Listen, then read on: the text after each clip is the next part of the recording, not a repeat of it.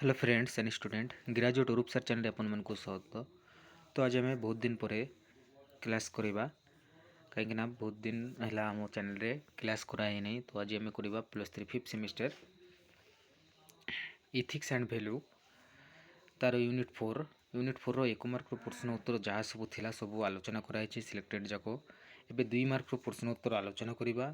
तो देखंतु जोटा कि आपनकर परीक्षा आसीबो सिलेक्टेड क्वेश्चन एटा 2 मार्क प्रश्न उत्तर पार्ट 1 जोटा कि आपनको निश्चिंत भाव में परीक्षा आसीथिबो। आपण माने देखंतु पढ़ंतु नोट्स को रखंतु।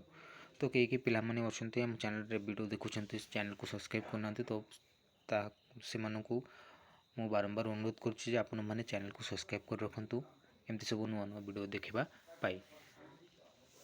आउ वीडियोटा जदि भल लगुछि तो गोटे लाइक कर दियंतु। तो चलंतु आमे विलंब न करी देखिबा प्रश्न कौन कौन आमर दिखाई 2 मार्क प्रश्न।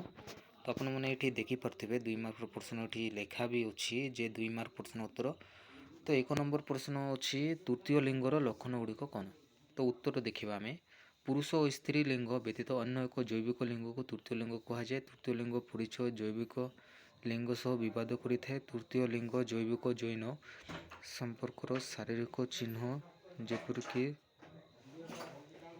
स्तन किंबा मुख आदि सूचाइबाकू बा एथिरू लज्जा निवारण करने एक दृढ़ इच्छा अटे।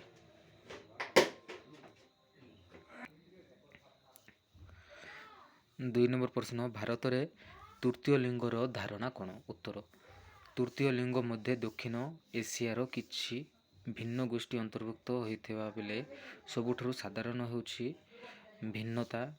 हिजड़ा व्यक्ति प्रायतः पुरुष भाव में जन्मग्रहण करती किंतु पारंपरिक भाव में महिला भाव देखा जाई थांती एवं परिधान करि थांती। 3 नंबर प्रश्न तृतीय लिंग विकल्प गुड़िक कौन। उत्तर 2018 मसीहा डिसेम्बर 22 रे तृतीय लिंग नियम लागू होता। महिला मध्य लिंग लोकों पाई उभय जन्म समय एवं परवर्ती बयस निजस्व लिंग ग्रहण को अनुमति देता है। लिंग परिवर्तन हेले परवर्ती समय उक्त व्यक्ति नाम मध्य परिवर्तित करा जाई पारे। 4 नंबर प्रश्न भारतर प्रथम तृतीय लिंग व्यक्ति किए थिला। उत्तर पश्चिम बंगर समाजसेवी जयिता मंडल 30 वर्ष बयस भारतर प्रथम तृतीय लिंग किन्नर भाव में विचारपति दायित्व निर्वाह करते। से वृद्धाश्रम परिचालना करने सह रेड लाइट अंचल में बसवास करथिबा परिवार गुड़िकर जीवन यापन प्रणाली को सुधारिबा निमंते प्रशासनीय समर्पण भाव प्रदर्शन करी आसुचंती जहाँकि समग्र विश्व पाई से उदाहरण साजी पारिचंती। तो 5 नंबर प्रश्न देखिबा जे हिजरा मानक भूमिका कौन। What is the rule of the हिजरास।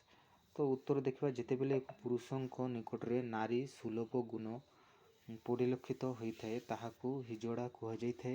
हिजड़ा माने विभिन्न बाहागर शिशु जन्म उत्सव आदि रे नृत्य गीत गान करने सह आशीर्वाद देते नवदंपति को से माने आशीष देते। 6 नंबर प्रश्न भारतीय समाज में तृतीय लिंग सम्मुखीन होउथिबा समस्या गुड़िक कौन।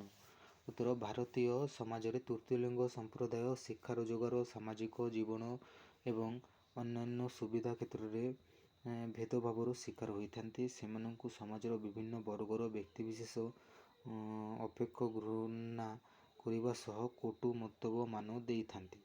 एपरिक पुलिस मध्य खराब व्यवहार प्रदर्शन करी सामाजिक न्याय पाई मध्य संघर्ष करने को पड़ी था। 7 नंबर प्रश्न मध्यलिंगी एक जन्मगत दोष कि। उत्तर मध्यलिंगी एक भिन्नता अस्वाभाविक नुहे एवं यहाकू जन्मगत दोष भाव में देखा उचित नुहे। यही धरणर व्यक्ति प्राकृतिक जैविक परिवर्तन एवं एमानंक जनर शतकड़ा 1.7 भाग पर्यंत घटी था। यही धरणर लक्षण रही अधिकांश लोक एक भिन्न धरणर गुप्तांग धारण करी जन्म नहीं थांती। 8 नंबर प्रश्न 2014 मसीह जो which case is relate to third gender मान 2014 मसीह भारत में उच्चतम न्यायालय କେନ୍ଦ୍ର ସରକାରଙ୍କ ଦ୍ୱାରା ଆଗତ ଏକ ମକଦ୍ଦମାର ଶୁଣାଣି କରି ଟ୍ରାନ୍ସଜେଣ୍ଡରଙ୍କୁ ତୃତୀୟ ଲିଙ୍ଗ ଭାବେ ଘୋଷିତ କରିଅଛି ଏବଂ ଏହା ନିଶ୍ଚିତ କରିଛି ଯେ ଭାରତୀୟ ସମ୍ବିଧାନ ଅନୁସାରେ ପ୍ରଦତ୍ତ ସମସ୍ତ ମୌଳିକ ଅଧିକାର ସେମାନଙ୍କ ପାଇଁ ସମାନ ଭାବରେ ପ୍ରଯୁଜ୍ୟ ହେବ ଓ ସେମାନଙ୍କୁ ପୁରୁଷ ବା ମହିଳା ଭାବେ ଜୀବନଯାପନ କରିବା ସ୍ୱାଧୀନତା ପ୍ରଦାନ କରାଯିବ। 9 নম্বର ପ୍ରଶ୍ନ, ଭାରତରେ ତୃତୀୟ ଲିଙ୍ଗ ଥିବା ପ୍ରସିଦ୍ଧ ବ୍ୟକ୍ତି କିଏ ଅଟନ୍ତି? ଉତ୍ତର, 1970 ମସିହା ଡିସେମ୍ବର 13 ତାରିଖରେ ଥାନେର ମାଲତୀବାଇ ଡାକ୍ତରଖାନାରେ ଜନ୍ମଗ୍ରହଣ କରିଥିବା ଲକ୍ଷ୍ମୀନାରାୟଣ ତ୍ରିପାଠୀ ଭାରତରେ ପ୍ରସିଦ୍ଧ ସମାଜସେବୀ ଓ ତୃତୀୟ ଲିଙ୍ଗ ଥିବା ବ୍ୟକ୍ତି ଅଟନ୍ତି। 2008 ମସିହାରେ ସେ ପ୍ରଥମ ତୃତୀୟ ଲିଙ୍ଗ ବ୍ୟକ୍ତି ଭାବେ ଏସିଆ ପେସିଫିକରେ ପ୍ରତିନିଧିତ୍ୱ କରିଥିଲେ। ସେ କିନ୍ନରମାନଙ୍କୁ ଅଧିକାର ଯୋଗାଇବା ନିମନ୍ତେ ସଂଗ୍ରାମ କରିବା ସହ ଭାରତ ନାଟ୍ୟମ ନୃତ୍ୟଶିଳ୍ପୀ ବକ୍ତା ଭାବେ ପ୍ରସିଦ୍ଧି ଲାଭ କରିପାରିଥିଲେ। ତ ଦେଖନ୍ତୁ ଏଠି 9ଟି ପ୍ରଶ୍ନ ଆପଣଙ୍କୁ ଇମ୍ପୋର୍ଟାଣ୍ଟ ପ୍ରଶ୍ନ ଦିଆହେଇଛି। ତ ଆଗ ଭିଡ଼ିଓରେ ଆମେ ଆଲୋଚନା କରିବା ତାର ପାର୍ଟ 2 ଥିବ 10 নম্বର ପ୍ରଶ୍ନଠୁ ଆମେ ଆରମ୍ଭ କରିବା। ତ ଭିଡ଼ିଓଟା ଯଦି ଭଲ ଲାଗିଛି ତ ଭିଡ଼ିଓକୁ ଗୋଟେ ଲାଇକ୍ କରିଦିଅନ୍ତୁ ଆଉ ଚ୍ୟାନେଲରେ ନୂଆରେ ଥିଲେ ଚ୍ୟାନେଲକୁ ସବସ୍କ୍ରାଇବ୍ କରିଦିଅନ୍ତୁ। ନମସ୍କାର।